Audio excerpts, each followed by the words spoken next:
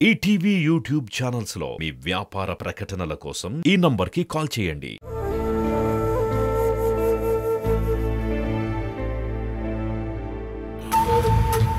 అమ్ముతాడు, అమ్మే తీరాలి, అమ్మే అప్పు తీరుస్తాడు. తీర్చిన తర్వాత కొంచెమైనా చేతిలో ఉంటుంది కదా. ఆ టైం చూసి నువ్వు మెల్లగా లోపలికి వెళ్ళాలి. మనకు రావాల్సిన షేర్ని నైస్గా మాట్లాడి తీసుకోవాలి. ఏమిటి, అర్థమైందా? భగవంతుడా, అంటే మీరు చెప్పేది నేను అంత ఆలోచించలేకపోయానండి. మీ తెలివిని నేను బాగా అభినందిస్తున్నాను. చిన్న మావయ్య మనకి ఎన్ని రకాలుగా సాయం చేశారో మర్చిపోయారమ్మా. డబ్బు మాత్రమే కాదు, అలాంటప్పుడు ఆ కుటుంబాన్ని నడి రోడ్లోకి తీసుకురావాలనుకుంటున్నారా? ఇది న్యాయమేనా అమ్మా? అలా నేను చెప్పలేదే, మీ నాన్నగారే చెప్పారు. నాన్న చేసే అన్ని తప్పుడు పనులకి నువ్వు కూడా తోడుంటున్నావుగా. మనకు రావాల్సిన డబ్బుని అడిగి తీసుకోవడంలో ఏంటి తప్పు? చూడు, ఆ ఇంటి మీద మీ అమ్మకు హక్కుంది. డబ్బు విషయానికి వస్తే సొంతం బంధం అని ఎవరిని చూడకూడదు. మన జేబులో డబ్బు ఉంటేనే అది సాయపడుతుంది. అందుకు ఎదుటి వారి నుండి దోచుకోవాలా నానా? అదంటే మీ నాన్న చెప్పిన దానికి అర్థం నువ్వు కొంచెం ఎదిగేసరికి మీ అమ్మ నాన్నకి నేర్పించడానికి బయలుదేరావా? సత్యం, దయా, కారుణ్యం ఇవన్నీ మనుషులు కావాల్సిన గుణాలని మోరల్ క్లాస్ చెప్పించారు. ఇక్కడంతా ఆపోజిటే, ప్రాక్టికల్ క్లాస్. బాగుంది. నువ్వు వెళ్ళి సొంతనే ఓడిపోవాలని ఆ దేవుడి దగ్గరికి వెళ్ళి వేడుకో. ఏదో ఒకటి మొక్కుకో, ఫలితం దొక్కుతుందేమో చూద్దాం.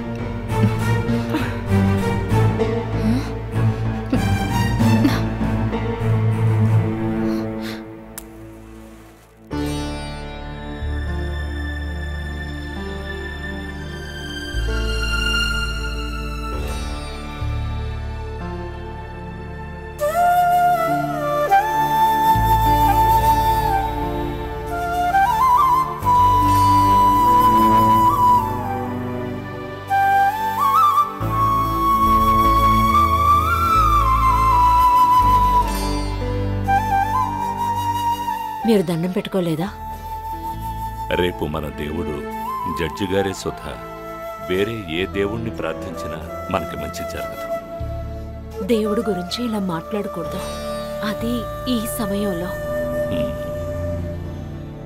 నాకు కొంచెం కూడా మనశ్శాంతి లేదు. నిజానికి న్యాయం మనవైపే ఉంది, కానీ కోర్టులో అది నిలబడదు. ఆధారాలు, సాక్ష్యాలు, ప్రమాణాలు కోర్టులో ఇవి మాత్రమే ముఖ్యం. ఇంతకు ముందు అన్యాయమైన చట్టం అంటారు, ఇది కూడా అంతే. దొంగ సాక్ష్యాధారాలు సృష్టించే వాళ్ళే గెలుస్తారు. దొంగ పనుల వల్ల కొంతమంది కొన్ని రోజులే గెలవగలరు, అయినా చివరికి నిజమే గెలుస్తుందని మీరు వినలేదా? కథల్లోనూ పురాణాల్లోనూ నువ్వలా చదివి ఉండొచ్చు. అదంతా అప్పుడు అధర్మం పెరిగినప్పుడు, భగవంతుడే స్వయంగా అవతారం ఎత్తిన కాలంలో.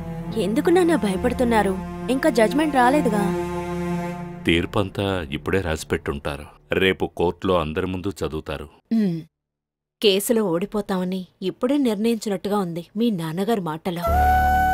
మీరిలా టెన్షన్ పడ్డం వల్ల జరగబోయేదేమి జరగకుండా ఆగదు కదా. ఇది కూడా తలరాతే.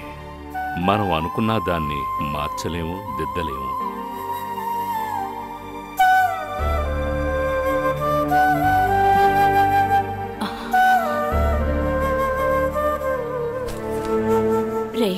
రేపు నాన్నగారితో నువ్వు అజయ్ వెళ్ళాలి.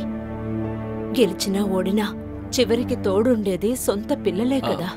అజయ్ రావట్లేదు, రేపు వాడికి క్రికెట్ మ్యాచ్ ఉంది. ఎవరూ రానక్కర్లేదు. కోర్టు నాకు ఉరిశిక్ష వేసినా నేనొక్కనే కదా అనుభవించేది. భార్య పిల్లలు తోడు రాలేరు కదా.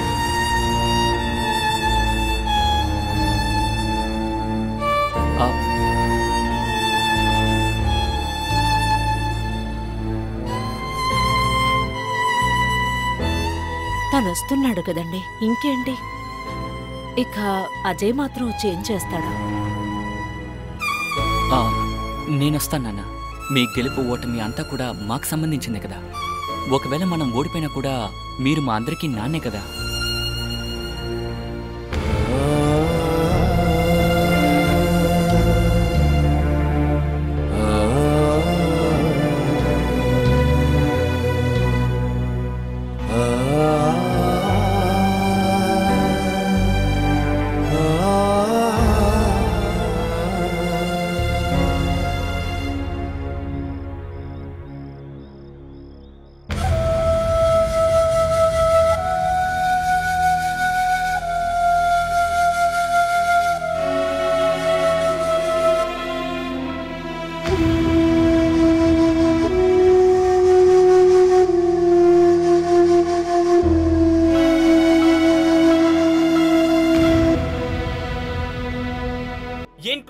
జిందాబాద్ ఇంక్విలాబ్ జిందాబాద్ ఇంక్విలాబ్ జిందాబాద్ ఇంక్విలాబ్ జిందాబాద్ ఇంక్విలాబ్ జిందాబాద్ ఇంక్విలాబ్ జిందాబాద్ ఇంక్విలాబ్ జిందాబాద్ ఇంక్విలాబ్ జిందాబాద్ ఇంక్విలాబ్ జిందాబాద్ ఇంక్విలాబ్ జిందాబాద్. మీ నాన్న వచ్చి నా దగ్గర ప్రాధాయపడినందుకే కదా నేను నీకు ఉద్యోగం ఇచ్చింది. ఇంతకు ముందు నా ముందు నుంచోనే ధైర్యం కూడా నీకు లేదు. అలాంటిది ఈరోజు నా ముందు నిలబడి జెండా పట్టుకుని స్ట్రైక్ చేస్తున్నావు. నేను ఎప్పుడైనా సరే కార్మికుల న్యాయం కోసం ఎప్పుడూ ముందుగానే నిలబడుంటా. తర్వాత పాత కథలు చెప్పి నా మనసు మార్చాలనుకోక. న్యాయంగా నీకు దొరకాల్సింది ఇప్పుడు కూడా దొరుకుతుంది కదరా. న్యాయం అన్యాయాలు డిసైడ్ చేసేది మీలాంటి వాళ్ళే కాదు. ఇంకొక విషయం, ఒక కార్మికుడిని రారా పోరాని పిలవటం సరికాదు. ఇదంతా చూడాల్సి వస్తుంది. బాసుకి నాకు ఉన్న పాత బంధం వల్ల నువ్వు పడే కష్టాలు చూసి నేను నీకు ఉద్యోగం ఇచ్చాను. ఆ రోజు నీపై జాలి చూపించడం వల్లే ఈరోజు నా ఎదుట నిలబడి మాట్లాడుతున్నావు. ఇలా చూడండి, మా శరీరం ఉంచి కష్టపడే మేము కూలి డబ్బులు తీసుకునేది. మీరేం మాకు ఊరికే ఇవ్వటం లేదు. తర్వాత ఈ కరుణా జాలి అని చెప్పేది మీలాంటి యజమానులు మాట్లాడే మాటే. ఐక్యంగా ఉన్న మా కార్మికుల ముందు ఇక మీద మీ ఆటలు సాగవు. ఇంక్విలాబ్ జిందాబాద్.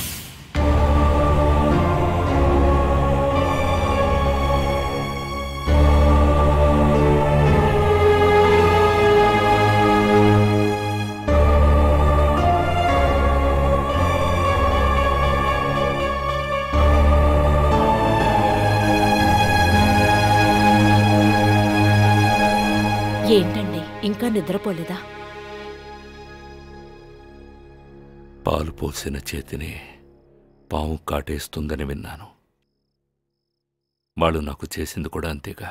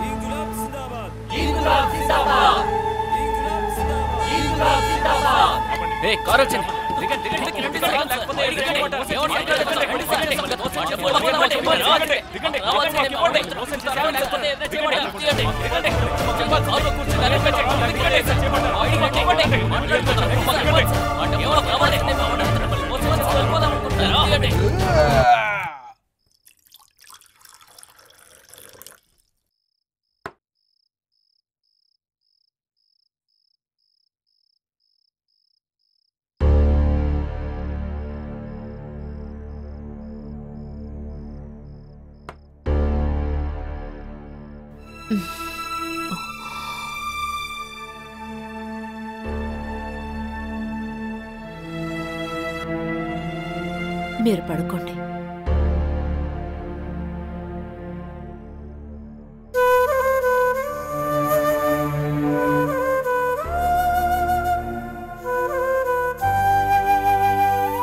చెడ్డ టైం అంటే అది ఇలాగే ఉంటుందా? ఇంకా నాకేదైనా నమ్మకం కలగాలంటే అది కోర్టు తీర్పు వల్లే.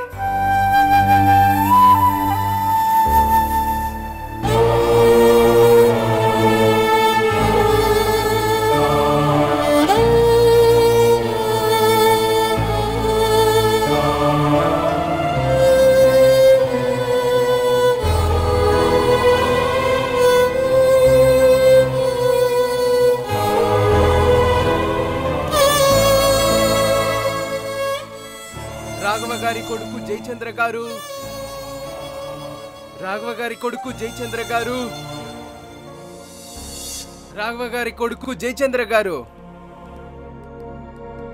కార్మికులు వాళ్ల న్యాయమైన కోరికలు నెరవేర్చుకోవడానికి మాత్రమే తమ హక్కును వినియోగించుకున్నారని, అది వాళ్ల స్వతంత్రం అని ఈ కోర్టుకి తెలియవచ్చింది. ఫ్యాక్టరీలో ఉండే మిషన్స్ అన్నీ కార్మికులు పాడు చేసినట్టుగా ఎటువంటి ఆధారాలు లేవు. అంతేకాదు, జయచంద్ర మీద కార్మికులకి ఆతపగ ఏదైనా ఉన్నట్టుగా కోర్టు వారి ముందు నిరూపించుకోలేకపోయారు. ఫ్యాక్టరీలో ఉన్న మిషన్స్ అన్నీ తుప్పుపట్టి పాడైపోయినందుకు కార్మికులు ఇప్పుడు బాధ్యతను వహించలేరు.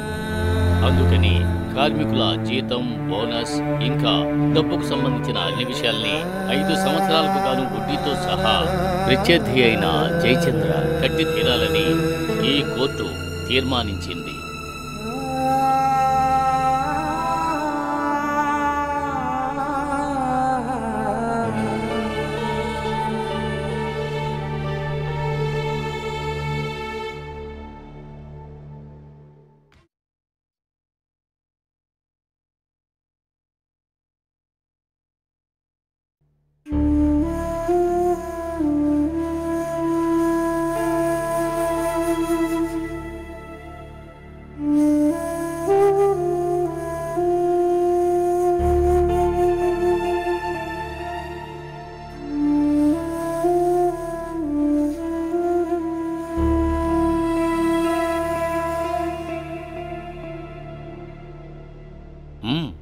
టీ తీసుకోండి.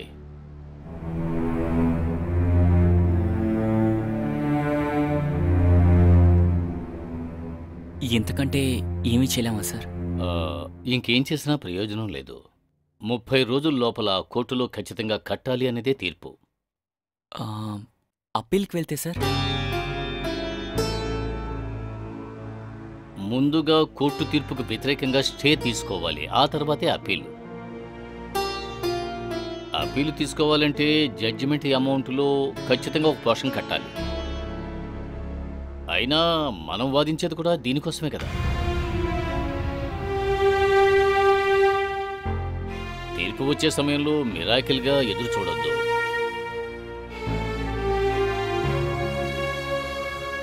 ఇంకొంచెం టైము డబ్బు వేస్ట్ అవుతుంది అంతే. సెటిల్మెంట్ త్వరగా అయిపోతే ఇవ్వాల్సిన వడ్డీ అయినా తగ్గుతుంది. త్వరలో ఆ డబ్బు నేనివ్వడం నువ్వు చూడాలని ఎదురు చూస్తున్నావా? తప్పించుకోవడానికి ఏదైనా మార్గం ఉంటే అది చెప్పు. గెలవటానికి తంత్రాలు గాని షార్ట్ కట్స్ గాని ఏమీ లేవు జయచంద్ర. ఒక్కొక్క కేసుకి ఒక్కో తలరాత ఉంది. అది మార్చలేమని ఎన్నోసార్లు నీకు చెప్పాను కదా. కేసు ఓడిపోయిన తర్వాత తలరాతని చెప్పి తప్పించుకుంటున్నా. నేనేమీ పని పాట లేకుండా ఖాళీగా ఉండే లాయన్ని కాదు. 4 సంవత్సరాలకు ముందే ఈ కేసు తీసుకునేటప్పుడు దీంట్లో ఉన్న రిస్క్ని మీకు చాలా వివరంగా చెప్పాను కదా. ఆ రోజే సెటిల్మెంట్కు వెళ్ళుంటే ఇందులో 3లో 1 భాగంతోనే విషయం అయిపోయేది. అప్పుడు పంతంతో ఏం జరిగినా సరే కార్మికులకి బుద్ధి చెప్పాలి అనుకున్నారు. చివరికి తీర్పొచ్చిన తర్వాత తప్పంతా నా తల మీద రుద్దుతున్నారు. బావుంది.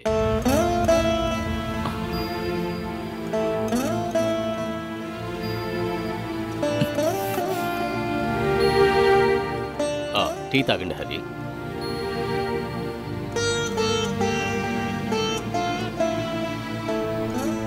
ఇలా అప్సెట్ అవ్వడం వల్ల ఏ లాభం లేదు. ఇక మనం మిగతా విషయాల గురించి ఆలోచిద్దాం. 30 రోజులు టైం ఉంది కదా. కోర్టు వారు జప్తీ పనులు స్టార్ట్ చేయకముందే మనం ఒక పరిష్కారం ఆలోచిస్తే మంచిది. డబ్బు కట్టడానికి దారి ఏదైనా ఆలోచించారా? ఆలోచించాలి. స్థలం ఏదైనా అమ్మాల్సి వస్తే అది డైరెక్ట్గా మీరే చేయండి. ఎందుకు చెబుతున్నానంటే ప్రాపర్టీస్ని కోర్టు అటాచ్ చేసి వేలం వేసే పరిస్థితికి రానివ్వకండి. అలా జరిగిందంటే అసలు రేటులో సగం రేటు కూడా మనకు దక్కదు. ఈ బ్రోకర్లు అడ్జస్ట్మెంట్స్ అవన్నీ ఎక్కడైనా ఉంటాయి, కానీ నష్టాన్ని భరించాల్సింది మీరు మాత్రమే.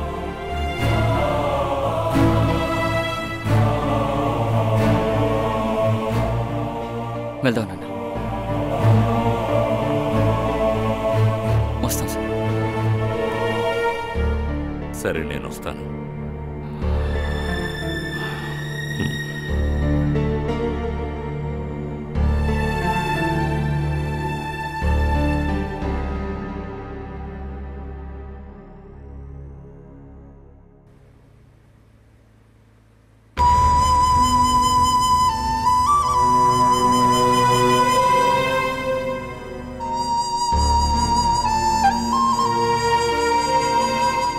ఈ లాయర్కి కేసు అప్పచెప్పడమే నేను చేసిన పెద్ద తప్పు.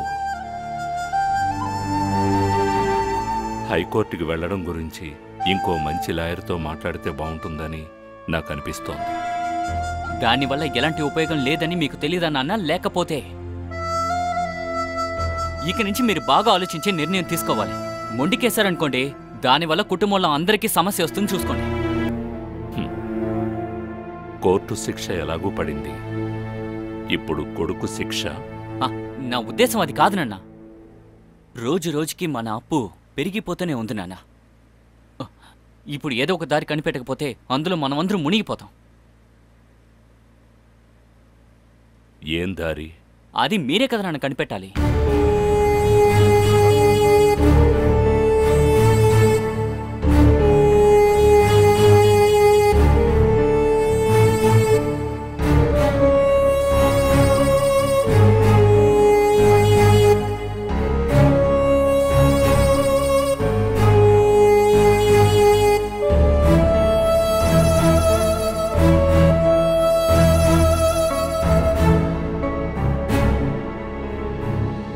ఆ లాయర్ చెప్పినట్టు ఏదో ఒకటి అమ్మక తప్పదు.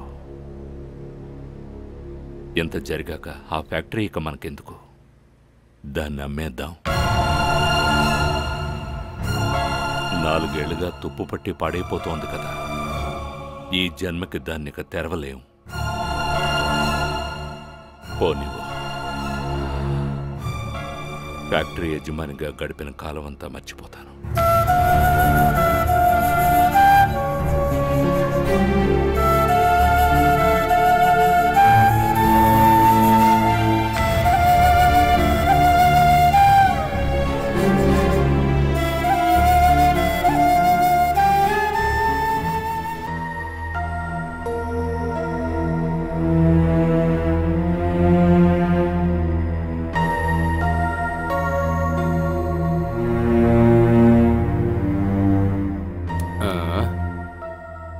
ఇదంతా పాత ఇనుము రేటుకే తీసుకోగలం.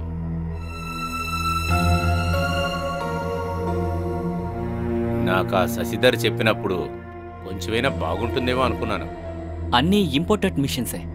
ఇంత క్వాలిటీ మిషన్స్ ఇండియాలో ఎక్కడా దొరకవు సార్. కాస్ట్ అయినా ఇదా మావులినుమే ఇంకా స్ట్రాంగ్ ఉంటుంది. సార్ మీకు ఇష్టమైతేనే తీసుకోండి. ఏవైనా దీన్ని పాత రేటుకి అమ్మే ఉద్దేశం అయితే మాకు లేదు. 5-6 సంవత్సరాలుగా యూజ్ చేయకుండా పడున్న మిషన్సే కదా ఇవే. వీటిని తీసుకొని రిపేర్ చేసి యూజ్ చేసుకుండా కూడా కొత్తదే కొనుక్కోవచ్చు. విప్పతీసామంటే కొంచెం కాస్ట్ అయినో రాగి దొరుకుతుంది అంతే. దానికి తగిన రేటు కొంచెం కూడా తగ్గించకుండా మీకు ఇస్తానుగా. మా ఓనరు లాభం ఎక్కువ ఆశించరు. మరెందుకు, పుణ్యం కోసమా? మీ ఓనర్కి మమ్మల్ని రక్షించాలని ఏమైనా మొక్కుందా ఏంటి? మీ నాన్న కోపం మొండితనం వల్లనే ఫ్యాక్టరీ ముయ్యాల్సి వచ్చిందని శశిధర్ చెప్పాడు నాకు. మీరైనా కొంచెం ప్రాక్టికల్గా ఆలోచించండి. నేను ఒక అమౌంట్ చెప్తాను, మీకు ఇష్టమైతే రేపే బిజినెస్ చేశాను.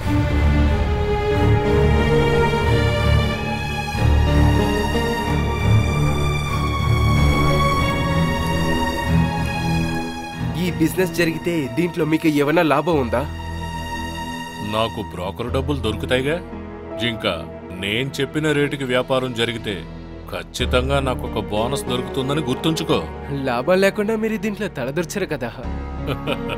బ్రోకర్ కమిషన్ మాత్రమే కాదు, కొన్ని విషయాలు ఆలోచించే నేను ఇందులో తలదూర్చాను.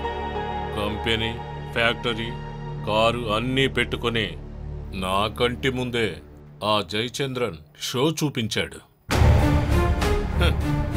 అతను నడి రోడ్డు మీద నిలబడితే తప్ప నా మనసుకు ప్రశాంతత లేదు. ఏం చెయ్యమంటారు, నా క్యారెక్టర్ అంతే. హరిబాబు, ఏమైందిరా? నేను ఒక రేటు చెప్పాను, అంతకంటే నేను పెట్టలేను. మా నాన్నగారితో మాట్లాడకుండా మేము ఎలాగా ఒక నిర్ణయానికి వస్తాం? కరెక్ట్గా చెప్పావురా. మన ఫ్యాక్టరీకి ఇంకొకరు రేటు కట్టడం చూడలేకే నేను వాళ్లతో మాట్లాడలేకే లోపలికి రాలేదు. ఇంకా అమ్మబోతున్నానని మీ నాన్న చెప్పగానే దానికి తగిన వాళ్ళని తీసుకొచ్చి అప్పచెప్పానంతే. అందుకని ఏదో ఒక రేటుకి మన వస్తువుల్ని అమ్మడం నేను ఒప్పుకోను, అందుకు సాయపడను కూడా. అలా వచ్చిన లాభం కూడా నాకు అక్కర్లేదు. ఇప్పుడు దొరికేది మీరొద్దని మాత్రం చెప్పండి. మీ నాన్న దగ్గర ఆలోచించి ఒక నిర్ణయం చెప్పండి. రేటు మీకు ఓకే అంటే డబ్బు మొత్తం ఇచ్చే అగ్రిమెంట్ వేసుకుందాం.